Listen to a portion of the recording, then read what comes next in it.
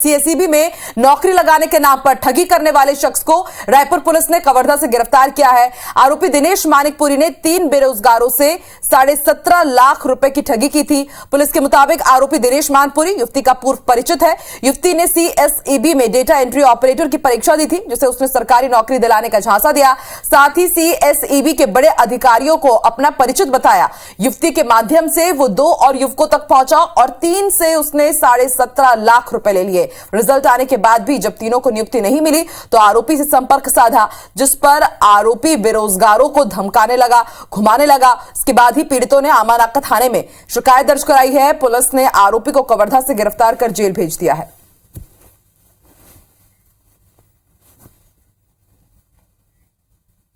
चलिए बढ़ते हैं आगे। हमारे साथ हमारे सहयोगी तहसीन जैदी इस वक्त रायपुर से लाइव जुड़ रहे हैं। तहसीन, पूरा मामला क्या है हमारे दर्शकों को ये भी बताइए, और इसके साथ ही एक बड़ा सवाल ये कि रायपुर के साथ ही पूरे छत्तीसगढ़ में इस तरह के कई ठग और इनके गिरोह सक्रिय हैं, लेकिन पुलिस चाह करके भी इन पर रोक नहीं लगा पा रही, क्योंकि आए दिन इसी तरह के बड़े मामले सामने आ रहे हैं।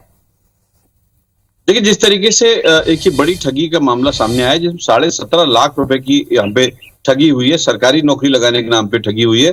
इसमें जिस तरीके से बात सामने आई कि सीएसईबी विभाग में पिछले दिनों डाटा एंट्री ऑपरेटर की एक जॉब निकली थी, उसमें लाखों लोगों ने उसमें आवेदन दिया था और पोस्टें जो थी वो कम थी।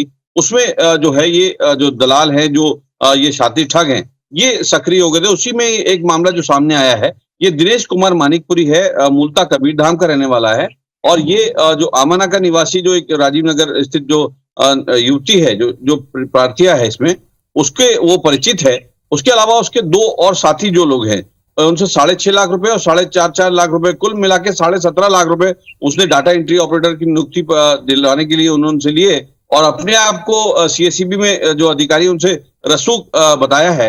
और उसके बाद जब वो लिस्ट आई है, जब सूची आई है, तो उसमें उनका नाम नहीं हुआ। तब उन्होंने उस बात का तकाजा किया पैसे लौटाने के लिए, तो उसमें उन्होंने आज दे रहा हूं, कल दे रहा हूं करके टालमटोल करता रहा। उसके बाद जो है पुलिस में उसके परिजनों ने शिकायत की, और जब पुलिस में शिकायत की तो पुलिस ने उसको गिरफ्तार किया।